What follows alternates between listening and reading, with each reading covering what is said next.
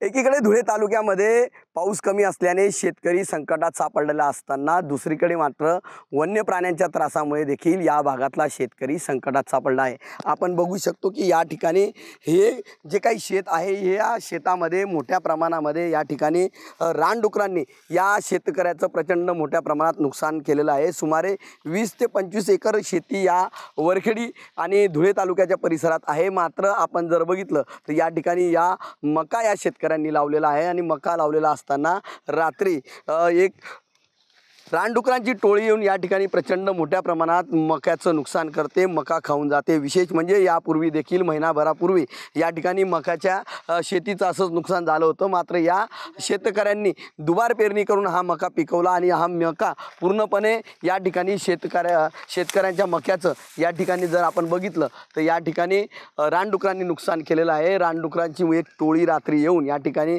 हा मका खाऊन जात आहे आणि मका खाल्ल्यामुळे या ठिकाणच्या शेतकऱ्यांवर मोठं आर्थिक संकट सापडलेलं आहे। शेतकरी अक्षरशः मेटाकोटीला आलेला आहे आणि शेतकऱ्यांनी पिकवलेलं हे जे काही मक्याचं पीक आहे हे प्रचंड मोठ्या प्रमाणामध्ये नुकसान झालं आहे। त्यामुळे शेतकऱ्यांना या समस्येचा सामना आता करावा लागतो आहे। लवकरात लवकर वन अधिकाऱ्यांनी आणि वन विभागाने या सर्व डुकरांचा बंदोबस्त करावा अशी मागणी आता या भागातल्या शेतकऱ्यांकडून व्यक्त होत आहे। त्यामुळे लवकरात लवकर या डुकरांचा बंदोबस्त या ठिकाणी हे वन विभागाचे अधिकारी करतील का असा प्रश्न शेतकऱ्यांनी व्यक्त केलेला आहे। मनीष मासोळे, TV9 मराठी, धुळे।